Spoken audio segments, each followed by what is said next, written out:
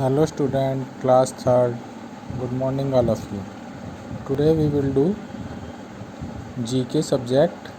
आज हम GK subject के 3 चैप्टर करेंगे. Chapter number 8, chapter number 9 the national flag and chapter number 10 more on national flag.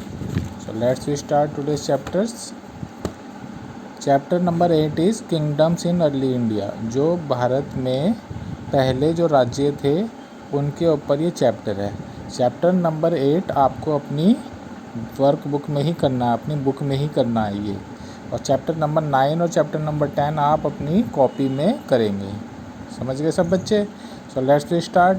First question is they were an ancient Persia tribe who migrated from Persia to India who founded the dynasty. They are mentioned in the ancient Indian text. ये एक Persia एक देश था. वहाँ पर ये कबीले में ये लोग रहते थे और इन्होंने अपना देश पर्सिया छोड़ दिया और ये भारत आ गए थे. यहाँ पर आके इन्होंने अपना वंश, डायनेस्टी का मतलब होता है वंश, यहाँ पर उन्होंने अपना वंश चलाया. तो इन्होंने यहाँ पर पहले ये पर्सिया में रहते थे, पर्सिया छोड़ के ये भारत आ गए और यहाँ पर आके इन्होंने अपना वंश चलाया. They are mention in the ancient Indian text. और इनके बारे में हमारी जो पुरानी बुक्स हैं, पुराने टेक्स्ट हैं, इनके बारे में हमें बताया गया. तो ये कौन सी डायनेस्टी थी? ये थी सासियान डायनेस्टी. कौन सी थी? सासिया. तो यहाँ पर आप सासिया लिखेंगे और इस क्रॉस वर्ड में आप इसको ढूंढेंगे. तो सासिया यहाँ पर है. Second question is this dynasty from Madurai was famous for its navy. They are well known for their Sangam literature. ये जो वंश है, ये डायनेस्टी का मतलब ये हमने बताया वंश. ये वंश मदुरई भारत में एक शहर है, वहाँ पर ये रहते थे, वहाँ से ये बिलोंग करते थे.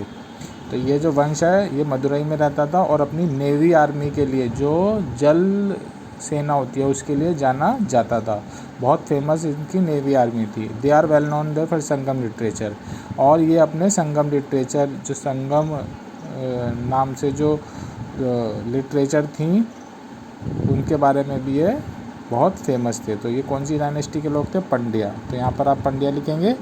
पंड्या यहाँ पर आप मार्क करेंगे इस क्रॉस वर्ड में. Question number 3 is the period of this dynasty is called the golden age of ancient India.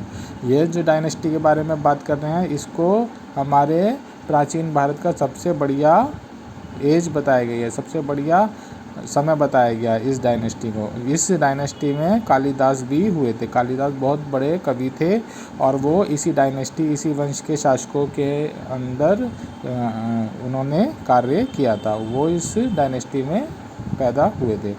कौन सी डायनेस्टी है? गुप्ता डायनेस्टी. और ये हमारे प्राचीन भारत में सबसे बहुत ज़्यादा अच्छा युग माना गया है. तो कौन सा है? गुप्ता डायनेस्टी. गुप्ता डायनेस्टी आप यहाँ पर इसको मार्क करेंगे.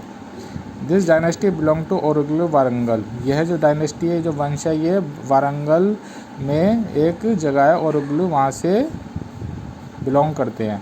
और इस डायनेस्टी में से एक बहुत फेमस रानी हुई थी, रानी रुद्रमा देवी. वो इस डायनेस्टी से बिलोंग करती थी. कौन सी डायनेस्टी है? काकतीय डायनेस्टी. तो काकतीय, इसको आप यहाँ पर मार्क करेंगे.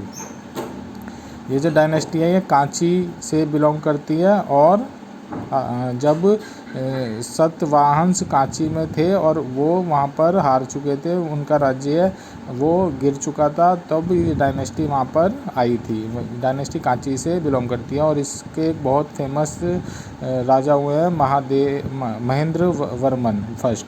महेंद्र वर्मन फर्स्ट जो राजा थे वो इस डायनेस्टी से बिलोंग करते थे. तो कौन सी डायनेस्टी है? पल्लवा जो डायनेस्टी है वो आप यहाँ मार्क करेंगे. This dynasty originated in the Kaveri river. ये जो कावेरी रिवर है साउथ में, वहाँ पर ये डायनेस्टी उस नदी के किनारे ये डेवलप हुई थी, वहाँ पर ये बनी थी. राजा first belong to this dynasty. और इस डायनेस्टी के एक बहुत फेमस राजा हुए थे, जिसका नाम था राजा फर्स्ट. ये कौन सी डायनेस्टी है? चोला डायनेस्टी. तो चोला डायनेस्टी आप इसको मार्क करेंगे. ये वाला पेज आपको अपनी बुक में ही करना है. अब इसके बाद हम पढ़ेंगे chapter number 9 the national flag. जो नेशनल हमारा राष्ट्रीय ध्वज जो है उसके बारे में हमें इस चैप्टर में बताया गया। तो पहले इसके बारे में हम कुछ पढ़ लेते हैं। नेशनल फ्लैग, हमारा नेशनल फ्लैग होता क्या है?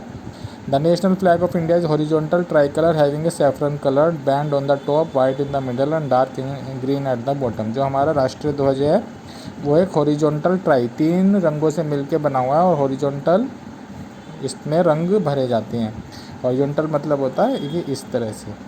तो यहाँ पर जो सबसे ऊपर होता है वो सैफरन कलर होता है, बीच में वाइट कलर होता है और नीचे जो होता है वो ग्रीन कलर होता है। जो सैफरन होता है वो क्या प्रदर्शित करता है? स्ट्रेंथ एंड करेज, बहादुरी, हमारी ताकत और हमारा बहादुरी को ये सैफरन कलर प्रदर्शित करता है। वाइट कलर क्या प्रदर्शित करता है? शांति का प्रतीक है।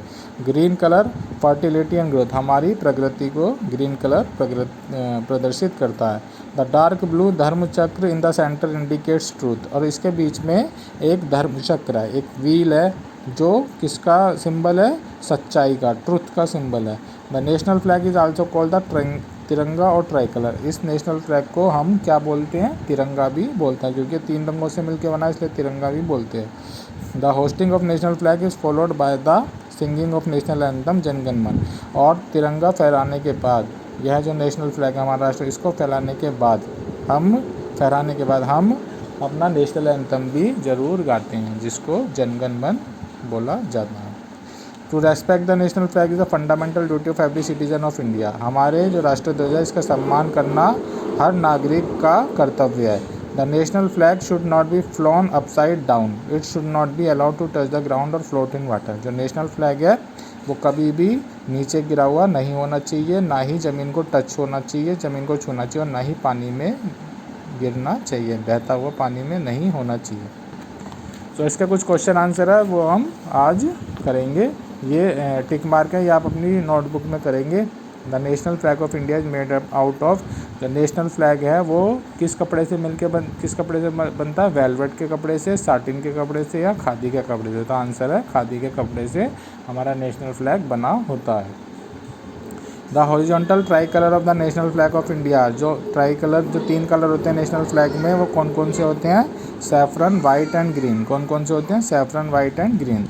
The chakra in the centre of the national flag of India है, उसमें कितनी तिल्लियाँ होती हैं? जो ये नेशनल फ्लैग में जो ये बीच में चक्र होता है जो ट्रुथ का सिंबल है, उसमें कितनी तिल्लियाँ होती हैं? 24 तिल्लियाँ होती हैं।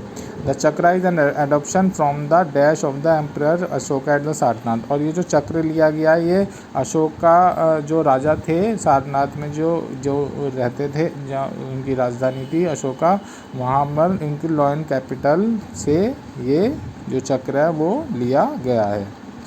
The ratio of the width of the national flag of India is, the ratio यानी कि जो अनुपात है चौड़ाई और लंबाई का, वो नेशनल फ्लैग का क्या है? 2:3। यानी कि अगर 3 लंबाई है तो हमेशा 2 जो होगी, 3 लंबाई तो हमेशा 2 जो होगी चौड़ाई होगी। तो रेशियो जो है विड्थ का लेंथ से, चौड़ाई का लंबाई से जो अनुपात है वो हमेशा 2:3 में होता है। The constitute assembly of India adopted the national flag of India only. हमारा जो राष्ट्रीय ध्वज है उसको बनाने के लिए जो कमेटी बनाई गई थी वो कौन सी तारीख को बनाई गई थी? 22 जुलाई 1947। 22 जुलाई 1947 को हमारा राष्ट्रीय ध्वज डिज़ाइन करने के लिए, बनाने के लिए जो कमेटी बनाई गई थी वो उस तारीख, कौन सी तारीख को बनाई गई थी? 22 जुलाई 1947। तो हमारा जो राष्ट्रीय ध्वज होता है रेक्टेंगल शेप में होता है और हॉरिजॉन्टल इसमें कलर भरे जाते हैं। 3 कलर से मिलकर बनता है, बीच में अशोक चक्र होता है जिसमें 24 तिल्लियाँ होती हैं। और यह असेंबली जिन्होंने ये डिज़ाइन किया था, बनाया था, वो 22 जुलाई 1947 को इसको डिज़ाइन किया था। द नेशनल फ्लैग और अडोप्टेड का मतलब है कि हमने इसको अपनाया था। 22 जुलाई 1947 को हमने इसको अपनाया था। जो हमारा नेशनल फ्लैग जो राष्ट्रीय ध्वज है इसको हमने कब अपनाया था? 22 जुलाई 1947 को इसको अपनाया था। इसके बाद चैप्टर नंबर 10 भी आज हम करेंगे। मोर ऑन नेशनल फ्लैग के बारे में कुछ और क्वेश्चन है जो आज हम करेंगे। The national flag of India was designed by, ये जो नेशनल फ्लैग है वो किन्होंने डिज़ाइन किया था? उनका नाम था पिंगोली वेंकैया। क्या नाम था? पिंगोली वेंकैया ने ये नेशनल फ्लैग हमारा डिज़ाइन किया था। The uses of flag is govern by the flag code of India. अब इस नेशनल फ्लैग को किस तरह से यूज़ करना है, इसके कुछ रूल्स हैं, तो उस रूल्स को क्या बोला जाता है, flag code of India. The flag code of India prohibit the use of flag by citizen except on national holiday. सब पहले क्या होता था, पहले ये रूल था कि जो फ्लैग कोड ऑफ इंडिया है उसके अनुसार हम केवल और केवल अपने राष्ट्रीय त्योहारों पे ही हम झंडा फहरा सकते थे। हम उससे पहले कभी भी झंडा अपने यहाँ नहीं फहरा सकते थे। केवल कब फहरा सकते थे, राष्ट्रीय त्यौहार, नेशनल हॉलीडे। नेशनल हॉलीडे कौन कौन से होते हैं, हमारे 3 होते हैं, 26 जनवरी, 15 अगस्त और 2 अक्टूबर। तो इन तीनों दिन हम अपना नेशनल फ्लैग फहरा सकते थे, उससे पहले नहीं फहरा सकते। किसके अनुसार, flag code of India. Flag code of India क्या है, कुछ रूल्स हैं जिसके अनुसार हम अपने झंडे को फहराते हैं। और ये जो झंडा है वो किन्होंने डिज़ाइन किया था, उनका नाम था पिंगोली वेंकैया। फोर्थ क्वेश्चन है the flag of India was modified.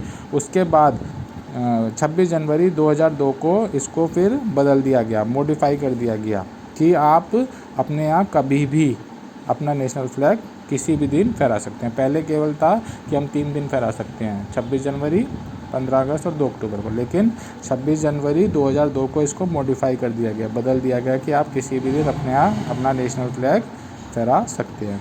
Question number 50, the national flag is also called तिरंगा इन हिंदी। हिंदी में जो हमारा राष्ट्रीय ध्वज है उसको तिरंगा भी कहा जाता है। The flag is flown at half mast as a sign of mourning. Mourning का मतलब होता है शोक, दुख। दुख की घड़ी में हम अपने झंडे को आधा झुका देते हैं। हाफ मोस्ट का मतलब है आधा झुका देना। आधा जब कोई राष्ट्रीय शोक होता है तो उसको दुख की घड़ी आती है तो हम अपने झंडे को आधा झुका देते हैं। मॉर्निंग का मतलब शोक। The 24 spoke of wheel signify 24 hours and progress every hour. जो 24 तिल्लियाँ होती हैं हमारे राष्ट्रीय ध्वज में, चक्र में, इसमें ये जो तिल्लियाँ होती हैं, स्पोक्स जो होते हैं 24 होते हैं। और एक तिल्ली का मतलब 1 घंटा। हमारे एक दिन में कितने घंटे होते हैं, 24 आवर्स होते हैं। और इसमें भी कितने तिल्लियाँ होती हैं, 24। तो ये 24 घंटों को सिग्निफाई करते हैं, 24 घंटों को प्रदर्शित करते हैं, बताते हैं। और हर घंटे का मतलब होता है कि हम हर घंटे में प्रगति कर रहे हैं। The national flag was hosted on mount Everest, the highest peak of the world, on 29 मई 1953। जो हमारा राष्ट्रीय ध्वज है, दुनिया की सबसे ऊंची चोटी माउंट एवरेस्ट को कब फहराया गया था, 29 मई 1953, 29 मई 1953 को दुनिया की सबसे ऊंची चोटी माउंट एवरेस्ट को हमारा राष्ट्रीय ध्वज फहराया गया था। The shape of national flag is rectangular. National flag की हमारी जो है राष्ट्रीय ध्वज है उसकी कैसी शेप है, रेक्टेंगुलर शेप है। द कलर ऑफ चक्र in the middle of flag is. जो हमारे नेशनल फ्लैग जो होता है कौन से कलर से मिल के बनता है, saffron, white and green, 3 colour होते हैं, लेकिन बीच में जो अशोक चक्र होता है। अब यहाँ पर आपसे पूछा है कि अशोक चक्र में कौन सा कलर होता है, तो अशोक चक्र में कौन सा कलर होता है, डार्क ब्लू। तो ये आपको दोनों चैप्टर नंबर 9 और 10 जो है आपको अपनी कॉपी में करने हैं, नोटबुक में करने हैं, और जो चैप्टर नंबर 8 है वो आपको अपनी बुक में ही करना है। ओके, तो आपको PDF में सेंड कर दिया जाएगा। Thank you, have a nice day.